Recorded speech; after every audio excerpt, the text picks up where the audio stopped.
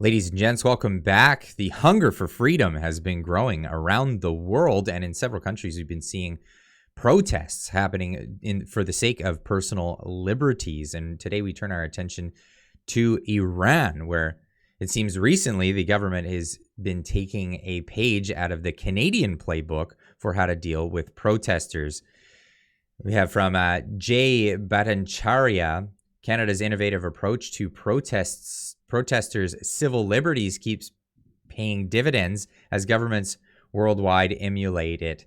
Great work. Justin Trudeau, and this is in response to news that Iran is to give 2 warnings to women without hijab via text message. After 2 texts, their bank accounts will be blocked. And this is a bad precedent for regimes, but we're seeing so much more growth in these protests around the world because of, well, civil liberties being called for in other countries, and a lot of people are gaining inspiration. Now, Iran hasn't always been a brutal regime. You can only have to go as far back as the 1970s to look at how things were there. And things were very, very different to the way they are today. They're very much seen as a liberal democracy or what have you there, where people were free to do and dress the way they want. Now we have what they call the morality police. No joke, they literally call it the morality police. Now, what sparked these protests in Iran? Excuse me. Iran has been rocked by the biggest protests in years following the death of Mahsa Amini on 16th of September. The country's morality police, tasked with enforcing strict codes around the dress and behavior, had arrested the 22-year-old for not wearing her hijab correctly and sporting skinny jeans. Her family say Amini was beaten and her head struck several times. The government police have denied the accusation, claiming her death was due to an underlying disease. Demonstrators reject this official line, and protests are still happening across the country. Iranians of all ages, ethnicities, and genders have joined the demonstrations, but is mainly the younger generations that have taken to the streets. Women started this wave of protests, says Ramir Hassani, spokesman for the Henga Organization for Human Rights. But everyone else has joined. Women and men are shoulder to shoulder. All of Iran is united. For the first time in history of Iran since the Islamic Revolution, there is a unique unity between the ethnicities. Everyone is chanting the same slogan. The demand is the same. Apologies for the coughs here. Now, Salman Sima, a Canadian protester who's well known for protesting, he's Iranian descent, but went through the brutal regime in Iran and emigrated to Canada and was part of the trucker convoy back in February. Put this out there. A member of Majlis in Iran threatened to freeze the bank accounts of women without proper hijab. Never thought I'd see the regime inspired by the ideas of the Canadian government. I can't wait for Trudeau to say that women have the right to wear what they want as long as they're not honking. Now, news went out recently from a lot of Western publications that the morality police had been suspended. It's called the morality police, ladies and gents. This is the reality. Iranian officials signal possible suspension of the morality police. Now, many Western outlets ran this story, and it was fake news. It was jumping the gun based on somebody who wasn't able to call the shots. What Western media got wrong by claiming Iran abolished its morality police. How one official's vague claim was mischaracterized, and was this a diversion tactic by an embattled regime? Here they are seen wearing red dye to show that Iran has blood on their hands in these protests.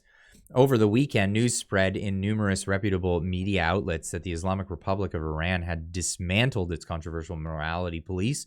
Wikipedia even changed its entry with the edited text suggested the force had officially been disbanded, but these reports all rested on a vague statement made by one Iranian official, one who in the same breath said his department was not responsible for the morality police. Not only is it unconfirmed that the morality police has been disbanded, but statements by officials since have made it clear that the Sharia law and its restrictions on women's dress will continue to be enforced. So yeah, fake news from the fake news media, and that's a fact. This is real news. This is the real news in Iran. Amusement center in Tehran was closed yesterday after this photo of an employee without hijab went viral on social media. Tehran's prosecution has opened a case against her. Morality police hasn't been abolished. What an absolute lie. And here's this brave woman deciding, no, I'm not going to wear the hijab. I'm going to do this in protest. Iran morality police will no longer beat women for not wearing the hijab. Instead, they will give 2 text messages warning and then freeze their bank accounts. He who controls the money controls you. Here endeth the lesson.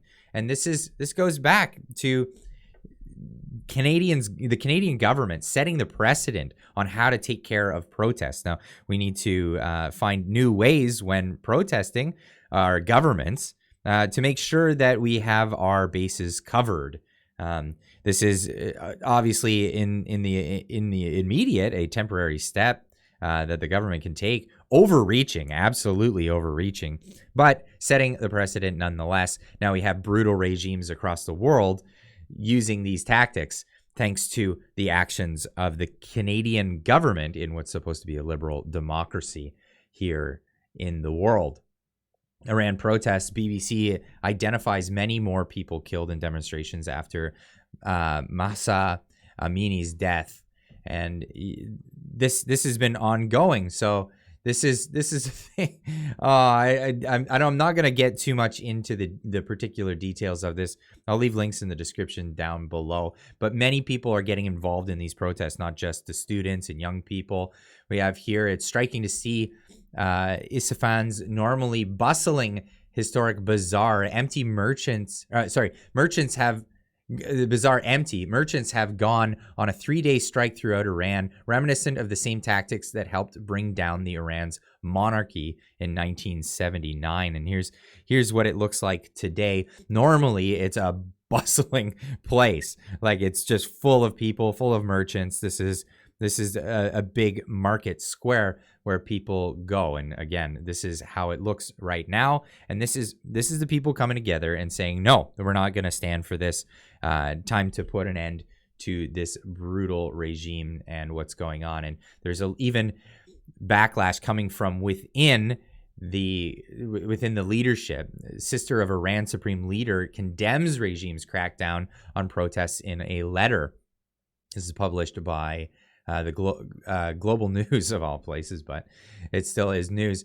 A sister of Iran supreme leader Ayatollah Ali Khamenei, I struggle with this one, Khamenei, has condemned his crackdown on nationwide protests and called on the widely feared Revolutionary Guards to lay down their weapons, according to the letter published by France-based Sun.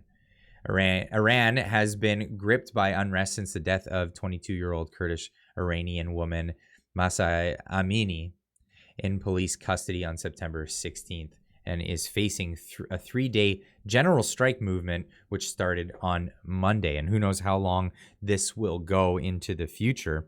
But this is where we are now. And I just want to keep pushing this message. This is because of our government in Canada. We need to condemn these actions of freezing people's bank accounts as a tactic for squashing protest. People that are fighting for liberty around the world.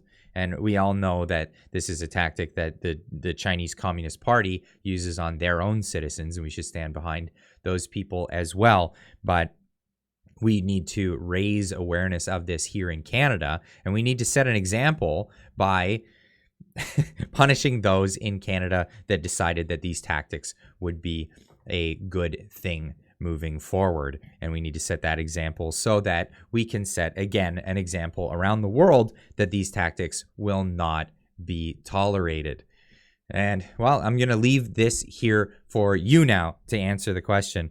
What are you going to try to do when it comes to pushing this agenda? And what do you think about what's happening in Iran right now? Is this something that's on your purview? Is this something that matters much to you?